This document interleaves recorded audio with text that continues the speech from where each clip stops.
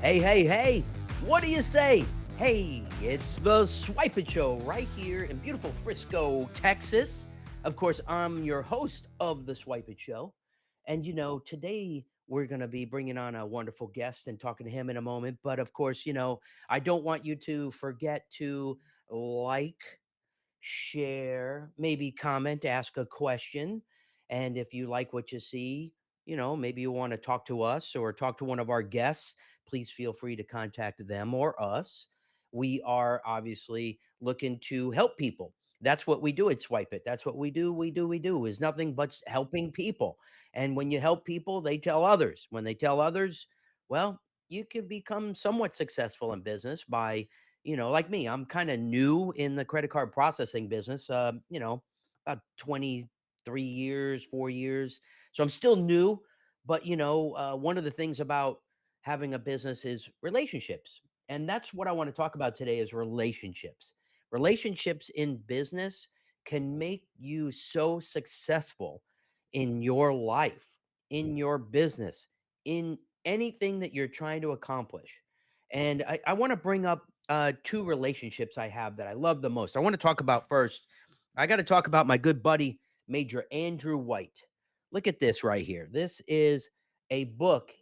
He is a best-selling author that he co-authored a book with Kenny Thomas, a very, very awesome, great singer who actually was, if you've ever seen that movie, Black Hawk Down, well, he was part of that movie. He was one of the guys that was on the field running around corners.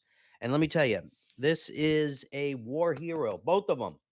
These of course Major Andrew White is one of my best friends in the world and he is so awesome and he deserves everything right there. So if you get a chance, I want you to pick up this book. You see it somewhere, Mission Driven with Kenny Thomas and retired Major Andrew White.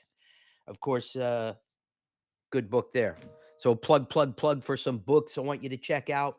And then, of course, we're talking about relationships, right? Andrew being one of the awesome relationships that we have.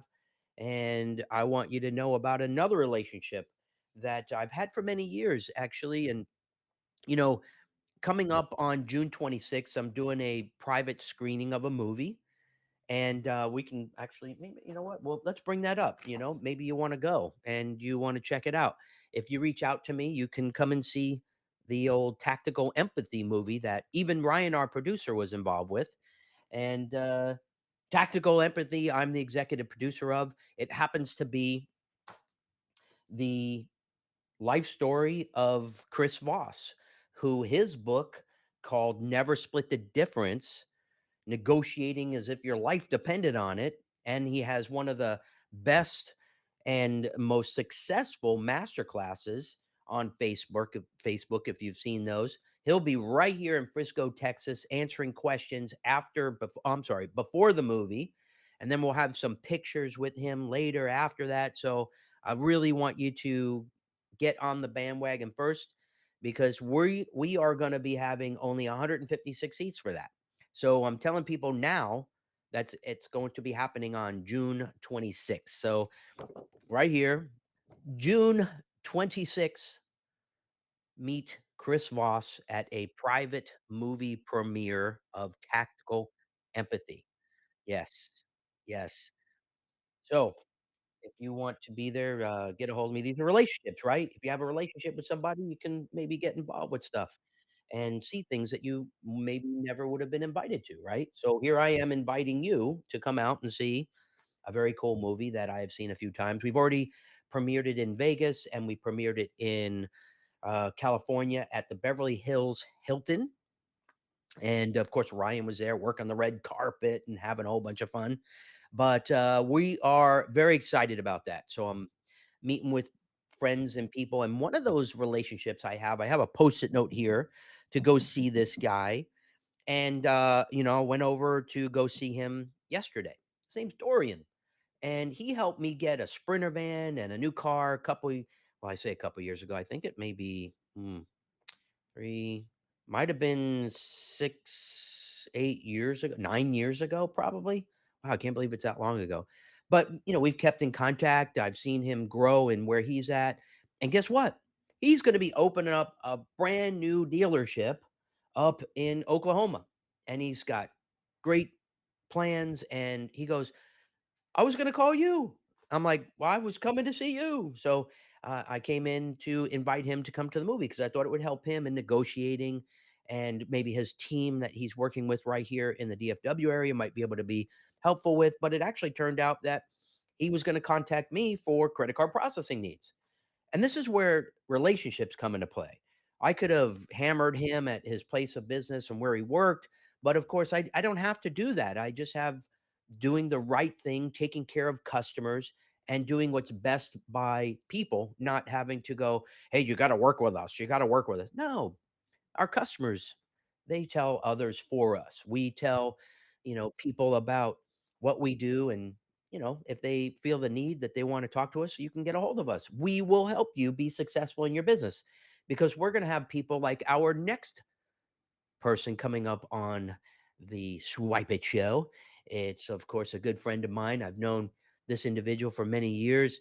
One reason I know him is because his wife and my wife, well, they went to school together from like kindergarten all the way to 12th grade. And my wife was in his wedding, and his wife was in mine, and my wife was in his. And the weekend that they got married, I asked my wife to marry me. So I have to ask Paul what year that was. So, of course, let's bring Paul Boyd into the world of the Swypit Show.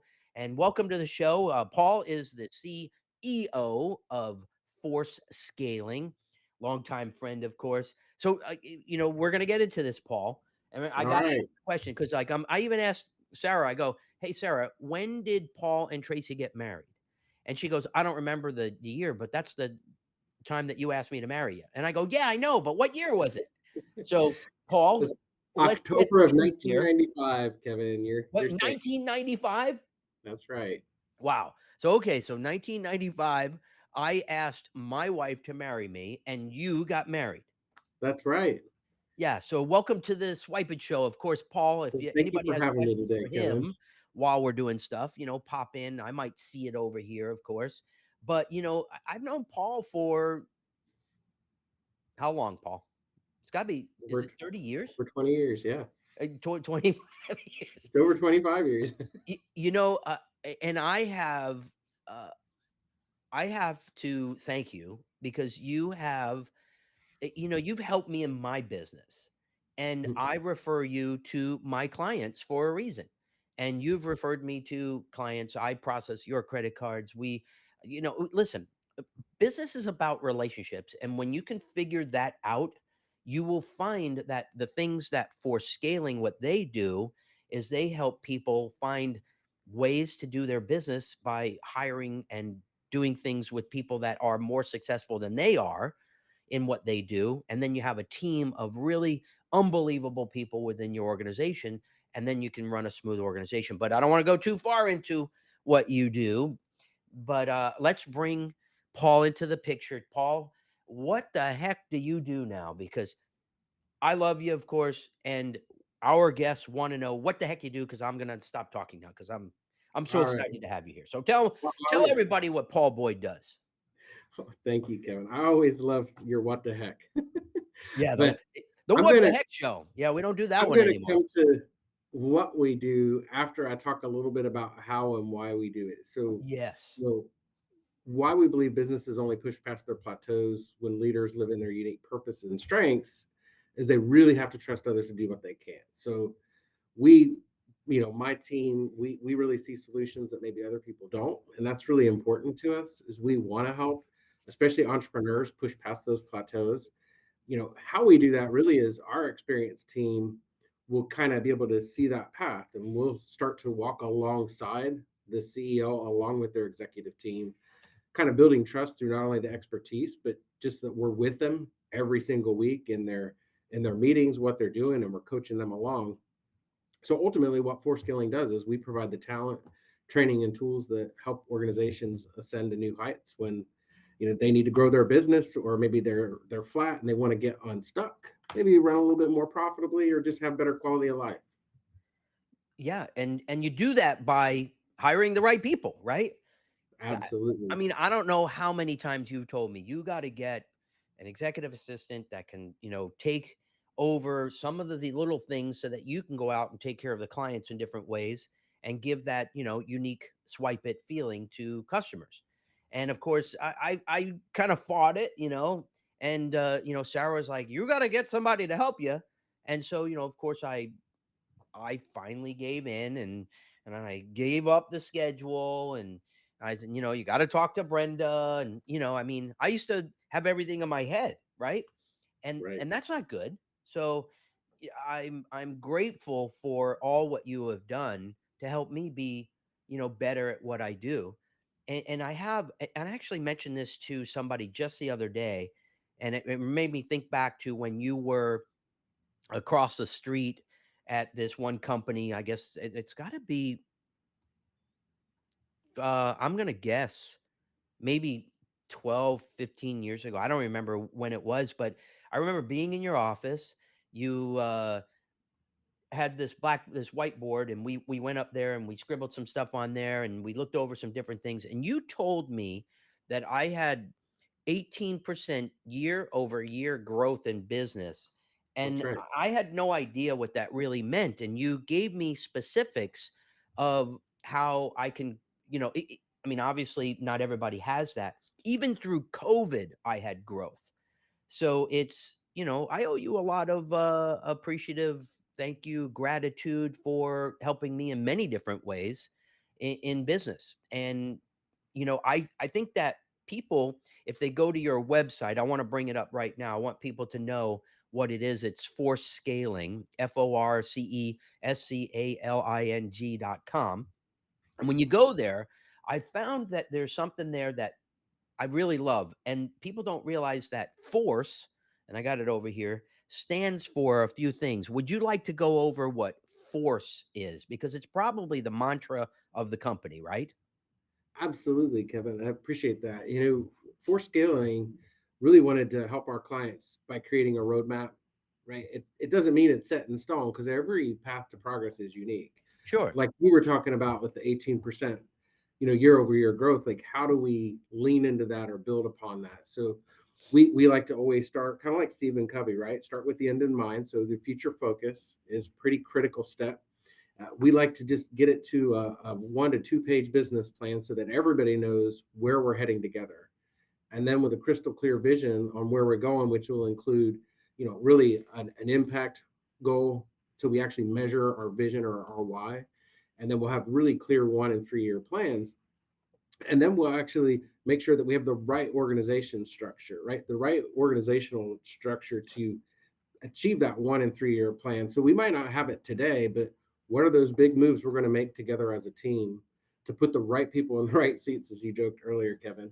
And then how are we going to measure what success looks like for each of those roles? So not only are we going to have role clarity, but we're going to have great scorecards, not a P&L, not a profit and loss statement ramrodded into weekly goals, but actual scorecards to say, like, what are those important actions that we're taking every week to hit that 18% year over year growth. And then that kind of starts to foster the culture. So in that 2 page business plan, the future focus, we have our guiding principles, a really clear vision so everybody knows why we get out of bed every morning. They're not going to get out of bed to make you and me more money, but if we're impacting lives or we're actually, transforming companies, back to relationships, right? We don't want everything to be transactional. We want everything to be transformational. That will be a culture that's lived out. We don't want to just create a bunch of new values and throw them on the wall and nobody can say what they are. And Yeah. then ultimately that leads to execution, right? We want to execute with excellence. Like we want to make the most of whatever we have. If we don't have 250 grand to buy new software, we don't need to do the new software. We'll work around Excel or whatever we need to do, but let's make the best with what we've got to get where we want to go together. So that's what FORCE stands for. It's the 5 elements to lighten the lift, hence FORCE scaling. So we believe those 5 elements working well together will really change the lives of an executive team, especially for the CEO and the people that are leading that charge. And some people don't realize, you have to dive deep into what's been going on in your business to make it. Sometimes you have to look at the past to be able to look to the future. And That's a right. lot of people just look at the future. Oh, I'm going to invest in this. I'm going to buy this, or I'm going to get this specialized equipment. Well, you have to actually look at your past and how those, KPIs are working to be able to make the right decisions. But you also need outside forces of people to see an inside look of what you're doing to make the correct decisions of what you're going to do in your business. And one of those things that you folks are doing is you have like 2-day boot camps, you have 10-day executive management training stuff. And, you know, not everybody needs all of that. They might just need, a fresher upper, and that would get them on the right course. But those are people that have actually looked in the past already. But I think that once you get somebody like for scaling to come in and look at your company and really dig deep into everything, you're probably going to be hiring people like this for longer than just 2 days, 10 days, because those sometimes can just be a band-aid. And then you're actually, and I've actually been through some of your stuff because you you kind of hold people accountable. And I was just like, listen, I can't do this anymore. Okay. I guess it, I mean, what worked, what you taught me, I've implemented, and it's really those little tweaks. It's like a gas stove, right? So you turn on the gas, and if it's the gas is too low, you may never be able to get that water to boil. But if you just get it just right, and you get that water boiling the way you want it, bam, you can make food, right? You can eat and Absolutely. survive. And I mean, I don't know. That was probably the strangest analogy I've ever made for something, but it just Well, it came was to a me. great analogy, and I'll just take it one step further, Kevin. Yeah. We often don't realize that the really simple things may or may not be easy, right? Yeah. So, our grandmas used to take a little wooden spoon and they'd set it across that boiling pot so it doesn't boil over. And like our kids and maybe even a lot of our peers, our friends, right? They don't know that. So they just let the water boil all over and they're making the mess on the stove. But if you just take that simple little wooden spoon and you set it on top of the pot, man, you're golden, right? And so that's kind of what we do for a lot of our clients is we kind of help them see the simple things and then we walk alongside them every week running their executive leadership meetings and coaching their executives one-on-one so that they can step up so that they can actually deliver and execute with excellence. And so it can be a lot of fun. So accountability doesn't have to be bad, right? We can still have fun. Exactly. If What it's fun, it's not work. what what type of companies do you typically work with? I mean, in terms of size, do you Sure. want the Chevy?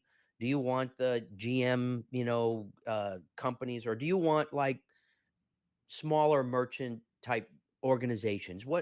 Where do you want to go? I mean, can the Yeah. So local usually florist it's shop help you or help them? Talk to me about that. that's a great question. Our ideal client is probably an entrepreneurial organization that is doing more than 10 million in revenue. You know, they have maybe it's a million in EBITDA, but right, they have the earnings to invest in the future, and they're going to have more than 25 employees. It's if they're smaller than that, they're probably not really going to need our help. They might really take advantage of just the 2 day executive leadership boot camp or a 10-week customized training program. They're not going to want to hire a part-time or fractional COO to step in and really help them see what great looks like and decide whether they want a full-time person. Exactly. And that's usually what we'll do is the industry doesn't really matter. One of our team members always jokes 70% of business is the same in any business. There's probably some truth to that, right? I mean, the reports Absolutely. are important, the people are important, but the force framework is pretty basic applied to many industries, whether that be oil and gas, insurance, or even financial services, right? So our clients run the gamut in terms of industries, but really it's that size, right? We've definitely had the significantly larger clients with hundreds of employees and north of 120 million in revenue, but that's not our typical sweet spot. And we've had one or two clients that maybe have 2 million in revenue for the year, but usually it's going to be north of 10 million. So that's about the size. That's a good number there. I will tell you that most business owners that may be listening or watching, even you know the larger companies, but anybody that's actually seeing this is going, "Well, I don't know if I need that. I don't know if I could figure this out on my own."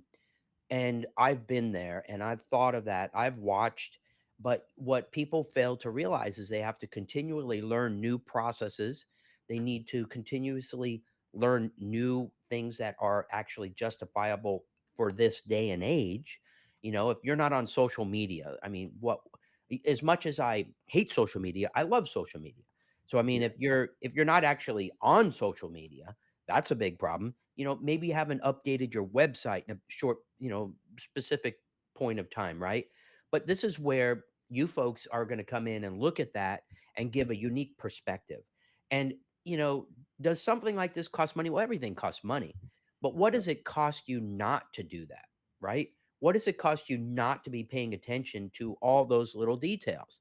So that's going to lead me into what is it that you're reading today? Because I know, man, you are a big reader. You love to read. What's the book you're reading right now? If I was to see it on your desk, what is it? It's called Slight Edge. What is it? Slight Edge. Flight? And it's Like a like like SLIGHT, slight, like just a little bit, oh, slight, slight. slight edge. The Yeah, it was a slight gift edge. Oh, I from like that. yeah, it was a gift from one of our clients. I'm only a few pages in. It's at home. I can't remember the author off the top of my head. Well, And I then can find out. I'm also about halfway through another book that I started, and I've just been trying to keep up with all my client reading, right? And it's called Nobody Cares Until You Do. That's written co-written or co-authored by a friend of mine, Robert Hunt. So those are the two books I'm currently reading. So, slight edge, turning simple disciplines into massive something. That's right. It doesn't let me just click on it on Amazon just to check it out, right? The secret to successful life? No, that's not it. Yeah, No, let me. turning simple disciplines into massive success and happiness. Is that the one? That's the one. Yeah, that's a looks like a pretty interesting book. In a way of thinking, a way of processing information that enables you to make the daily choices that will lead you to the success and happiness you desire. Very interesting. And Jeff Olson is the author of that book. That's right. Well, we're gonna have to get it and check it out for sure. And then the one that you have, your friend that co-authored, what was the name of that one? Nobody cares until you do. Yeah, nobody cares until you do. And that's interesting because a lot of people just don't care about what you're doing, right? But Yeah, until until they until you do. It's all yeah, about like, self oh, accountability, right? And that's kind of comical, but yeah, yeah, it yeah. is a true thing. So true. You just mentioned a word accountable. And I am literally so yesterday I was talking to somebody and I was saying you got to start holding people accountable. And one of the and I listen, we're in every state in the country except Alaska. We are trying to hold, people hold us accountable. I try to hold employees accountable. I've talked to people and I go, listen, I'm going to hold you accountable, and I tell them straight out, I am going to hold you accountable. And the reason I'm trying to help hold you accountable is because if you're not paying attention to what you're supposed to be doing for me, how are you going to be doing it for others? So, I was talking about this yesterday, holding people accountable. And I said, you know what? I think you need to talk to my friend Paul because I think he would know how to help you, teach you how to hold you and your employees accountable. And I think that will give a better work environment. How do you express to your clients about accountability? Yeah, that's actually a great point. You know, I think a lot of us, we gravitate to say we love leading, we hate managing. We have to be really good at both. So we coach the executives that we work with to make sure that they're always setting the right expectations, right? And setting right expectations are really important. And usually we're really comfortable with the number side of it, so the quantitative aspects. But when it comes to the quality, we feel like that's a little squishy or we feel uncomfortable. But that's just so important and powerful. So if we set the right expectations, it's really important that those expectations are kind of mutually agreed on.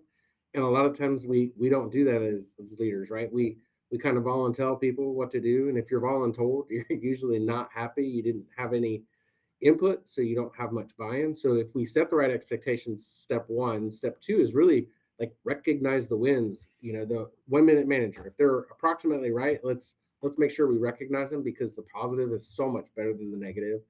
And so if we are really celebrating our wins, and if we're starting to fail, let's redirect them so they can fail forward.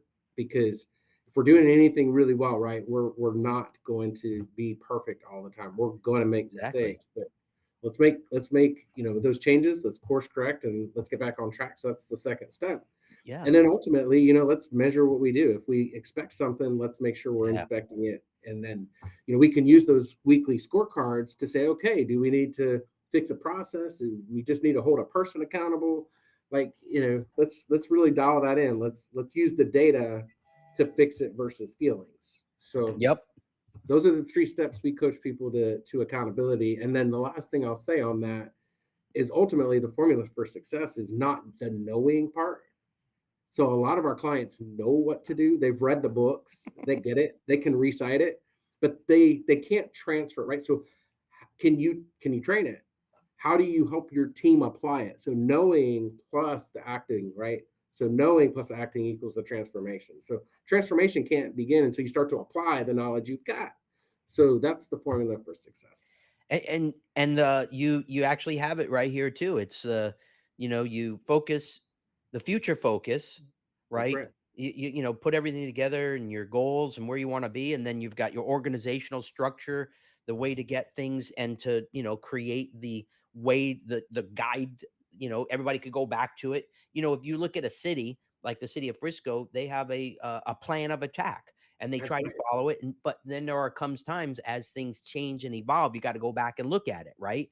You have to That's be right. able to know how to do that. And that's where, when you work with companies like yourself, they can say, hey, listen, it's been 5 years. We need to maybe readjust things because you know what? You used to be making this product, but man, this product sold bigger than the others. We've got to figure out a better way to get that one going, and That's then, right. of course, that's where the results come into play. And then you've got your culture, how, as you're growing, how are things working within your organization, as the human resources aspect come into play of making sure that people are comfortable within the organization.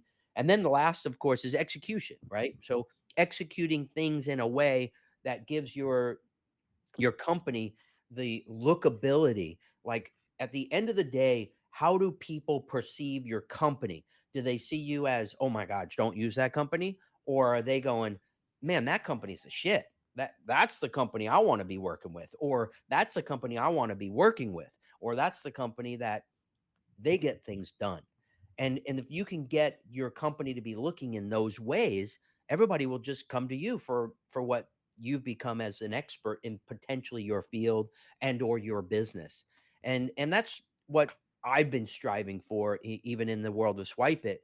I learned from Jeff Crilly many years ago that and literally it was 22, well, it was 22, 23 years ago. He was going around, he was working on Fox, and he had this. You would show up in these networking meetings. He had a book about free this or free advertising or whatever it was. I think I read a few things in there. But when you do read, if you could pick up one thing from those books, or two things or three things, I picked up one, and it said, become the expert in your field. And I have told him this, and he may have forgotten, but I'm like, dude, you taught me how to become the expert in the field, and that's what I've done. And Yeah. that's what Privis, I'm sorry, Privis is somebody you introduced me to. And Yeah. you were what, and this leads me to this. you Absolutely. you taught me what becoming an integrator is. And when you were working with Privis, you integrated. Tell people what an integrator is, Yeah. and how that is something that you can help businesses with, because you've been integrating and being an integrator since 2000, probably 12. Is that Yeah. You're dead on. Yeah. So, I will say that I've pretty much been in operations now for almost 30 years, right? And I've always yeah, been in that number two seat. Um, when we were talking about that company I used to be at, that was my wall talker in Frisco, Texas, EFA Processing, right? We were a business process EFA? outsourcer. I was president and COO, and I was pretty much the top executive in that organization. We had 225 people there and 150 near shore, and we were whiteboarding some of those basic principles. Well, you fast forward, that was probably circa 2008 or 10. Yeah, because it was 20 originally in Addison. That's right. Yeah, I read the book Traction around 2012, and I was like, hey, I'm really one of these integrator guys. I love helping somebody with a really big vision make it happen. Like, That's me. Big yeah, vision. absolutely 50,000 foot view, and wonder why nobody gets it. And then somebody like us will walk in and we become a translator. Say, hey, here's a 30,000 foot view. Now the team can start asking questions they get, right? And I think the two have to work really well together. And so, super blessed to be in a book about that visionary integrator relationship. Right, the visionary is usually the CEO, really big picture, can see 3, 5, 10 years out. The integrator is usually much better at seeing that 1 to 3 year plan. What are the pieces and parts? Like, here's all the pieces of the puzzle. How do we arrange them? Right?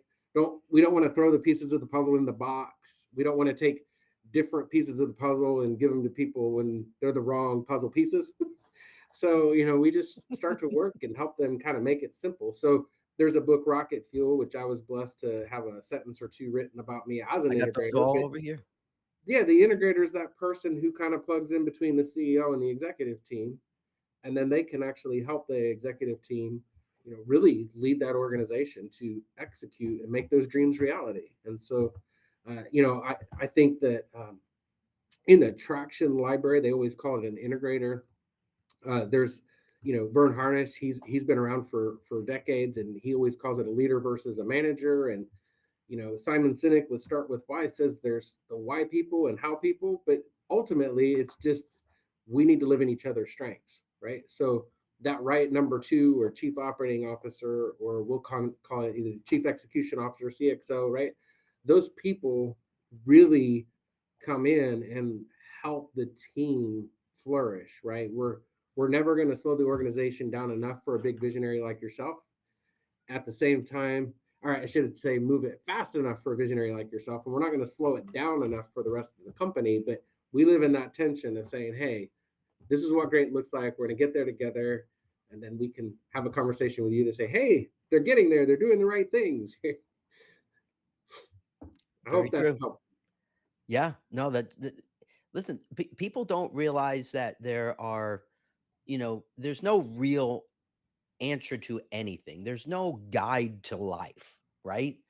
But there is a guide that can be useful with input from others to help them be successful. It's And all if about you relationships, you right? have an open mind and you create unique relationships that are like I call them core. I have a core group of people that I feel I could always talk to, and I can go, listen, I'm getting ready to do this. What do you think? I have a friend of mine who owns Dallas North Aquarium, and I remember sitting with him. We were having lunch, and I said, hey man, I'm thinking about buying a race car. I'm like, what do you think of that? He goes, are you insane? Don't do it. You know, I'm like, well, could be useful. And it turned out to be a big scam and everything. And I lost some money and whatever, but that's another story. But at the end of the day, I didn't listen to him at the time. And I should have, because he knew people in the race car business. But it turned out maybe if it was actually implemented, then I could have just maybe had some races and gone to and things, but it was just a total scam. But if I had just listened to him in the beginning, I may not have lost a few bucks and went from there. But anyways, get with the right people to help you get where you want to go, because there's Yeah, no I in team, right? absolutely. No I in team. So Paul, I'm just curious, but when you were, graduating from high school in 1990, what Yeah, what the heck were you thinking that you were gonna do? I want to go all the way back all when the you way back. graduated and you went to college or whatever, but what did you think you were going to be? Yeah, it was kind of last minute. So I went through, middle school and high school really thinking I was just going to probably continue to farm. So I farmed for my uncle since I was 9. I really started working, multiple jobs, in high school, and still farming full time for my uncle. And I just enjoyed it, but I met that gal who we talked about earlier, Tracy. in the summer before my senior year, and we were working at the same little place. Where And was this now? the Arcanum Dairy Pizza Lane in Arcanum, Ohio. And it's not there anymore, but I still remember it. And the owners, Chuck and Kelly, were great people, and we enjoyed there, working there. And I was 16 when I started. I worked there for about a year before I met Tracy. She came home for the summer to visit her dad, and we met and we began dating. And we did take a year off before Friends made it popular. We were on a break, and we got back together, as you know. But she convinced me to go down the path of getting into business versus, farming or working in a factory, which is more common there in Darke County, Ohio. And I actually changed at the last minute. I went from going to take a partial scholarship to play football at a small school to enrolling in DeVry, where I could see that I could get a business operations degree in less than 3 years and not take any breaks. And I hated school. So I was like, this is going to work for me.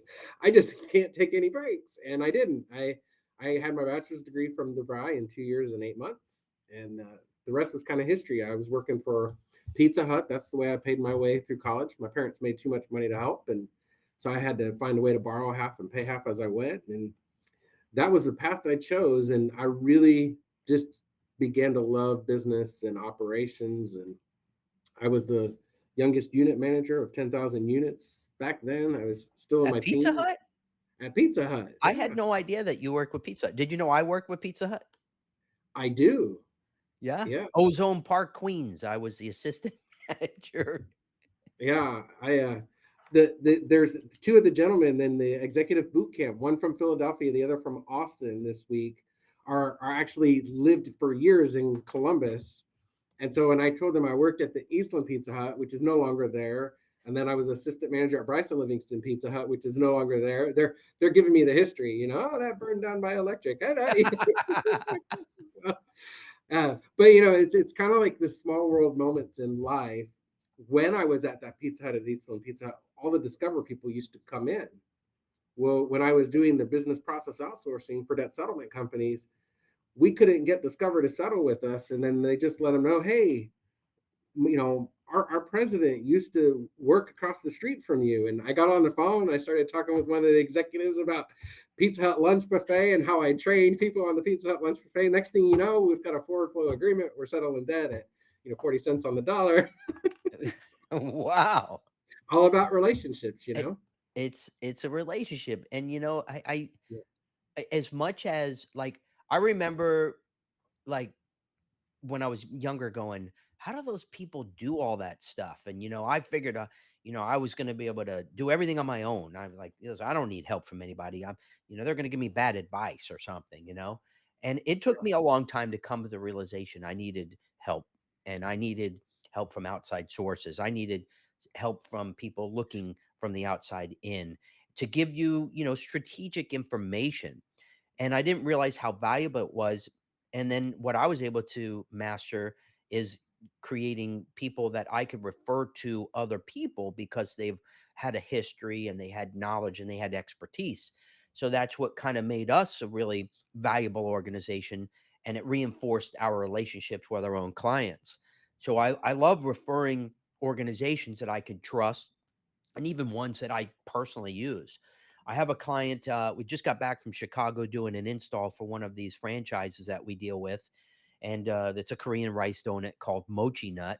And we process the credit cards for a bunch of those locations around the country. And there were two opening up. So I went up there, we installed them. But I totally forgot when I was installing the one that when I originally was introduced to the fella in Schaumburg, 3 months ago, I happened to he was mentioning something about insurance, and I go, "Oh, you should call my insurance guy. He's a broker, and he could take care of you." And he goes, "Okay, yeah, send him over." So then 2 days ago in Chicago, he goes, "Oh my god, that insurance guy was amazing." And I mean, I had to go I mean, I totally forgot that I did that. It was took me a second. I go, "Oh yeah. He's my personal insurance guy." So, you know, Right. you just create relationships and you forget sometimes that you've introduced somebody. I'm sure I've introduced you to somebody that I forgot that I Absolutely. introduced them to, but it's just natural now for me to just introduce people to people. and those relationships really work out. And if you're in business and you're not actually looking and utilizing relationships for a ton of things, then you need to check up from the neck up, because it's truly the best way to do business these days. I mean, my whole company is based on referrals. And while I do Absolutely. advertising, while I do these crazy swipe it shows, and I do the, TV commercials, it's all for branding. It's all there to help people have the knowledge and knowledge that there are experts in their field, and not everybody is going to be trying to take advantage of people. And Yeah. do your homework, right? If Yeah. somebody was to want to do their homework for you, of course, well, they may not see that you're actually in the insurance business. I think that's where you really honed a lot of your business knowledge was in insurance. Tell us a little bit about the insurance side of where you were working. Sure. That's a great point. I was super blessed. Tracy and I, shortly after we were married, decided to move to Phoenix, Arizona. And that was when I uh, moved away from Ohio, born and raised in Ohio. Thought I loved it there until we got to move out to Phoenix, and really struggled with the heat in the beginning. But I found my way into kind of a startup situation, right? There was a holding company called Titan Holdings, a property and casualty insurer, and they had this small little entity called Titan Auto Insurance, and they were pioneering direct response centers or DRCs. And so I was young, and I had that general manager experience from the Pizza Huts and United Dairy Farmers, and I thought I really wanted to be an HR person. So I just said, "Hey, I'm going to get an HR job." And so I took a role as a human resource supervisor, which was really a glorified payroll clerk. And every few weeks, they would almost double my responsibility. And Wow. within a few months, it was probably 6 or 7 months, I was actually part of the 7-person leadership team, and I became the person in charge of the Arizona operations. And I really learned a ton. To your point, I was able to apply some of that hospitality retail background Yep. into retail insurance. I helped them create a concept called Office in a Box, which helped us reduce the lead times from opening the store in about a year and a half to open it in 60 to 90 days. And that team ended up selling. After I was there for a few years, our operation grew from about 13 million to over 25 million in written Wow. premium. Combined ratio was like 98%, meaning my claims ratio plus our uh, expense ratio combined was 98%. And since insurance makes their money on the float, that was pretty solid because most of the country at Titan Auto was running about 104, 105% combined ratios. So it was really a lot of fun. We were buying companies, and they would send those principals, which were 40 to 60-year-old people, come into town to learn from this 28-year-old. It was very humbling for me and them, and in many cases I learned probably more from them than they learned from me, but I showed them how to make the retail operations really successful. That's And because you're an integrator. because I was an integrator before it was a thing. And Yep. then I actually was super blessed to join that team. That team moved on. That executive team started a new company called instantauto.com right here in Dallas, Texas. And when I joined there, I was more of like a market manager for the first few months, and I helped them open operations in Arizona, New Mexico, Colorado, and Dallas. And they asked me to relocate here to become a call center director. So that was my first foray into learning sales and sales management. And I graduated the Tom Hopkins Sales Boot Camp along with my executive leaders, and really kind of learned the call center business inside and out. So, I was used to taking all the stuff thrown on the wall, we'll say spaghetti on the wall, and making it Is it work and sticking? delivering it. Is it And now I sticking? got to, right. And now I got to actually learn how to sell it and close it. And so that was really, really powerful. So that was my experience in the insurance arena, right? So it was not quite 10 years, but it was in the specialty auto insurance arena. And I've taken a lot of those industry lessons and applied them in other industries. Exactly.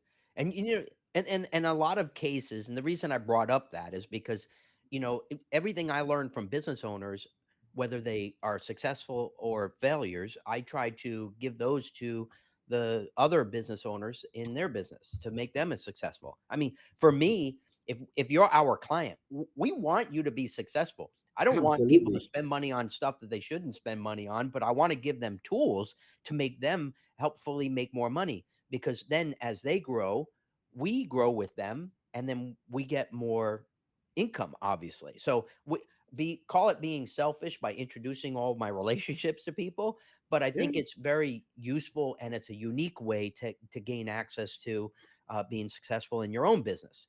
So that's why I brought that up. And of course, Famous is in that picture. He was working with Absolutely. AutoNation for however long. I don't remember where is he still with Yeah. AutoNation even? Oh, he's the chief marketing officer and CTO for Blue Compass, Yeah. uh, the RV retailer that just sponsored the American Musical, awards here in Frisco, Texas, the Star Was last he week. here?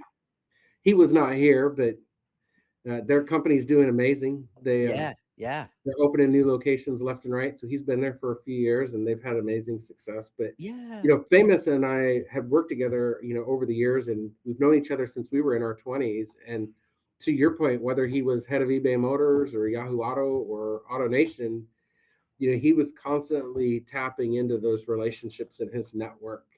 And Yep. I think that's powerful because, like we've grown referral only. And a lot of people are like, well, how are you doing that? So, Previous Consulting, right? DBA for scaling, celebrating 3 years, June 1st. And it's all been Woohoo. through relationships and just taking care of, each other, right? So, to us, Well, clients are family and we got to take care of each other. exactly. If there was something that you wanted people to know about yourself that maybe I didn't ask, what would that be? Uh, I suppose probably just my heart.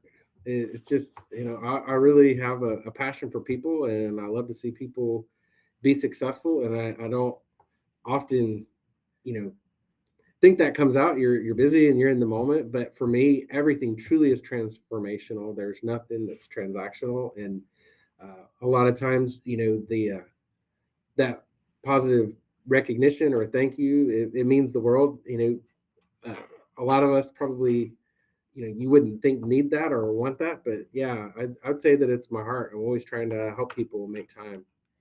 I love that. You just came up with a whole new book name.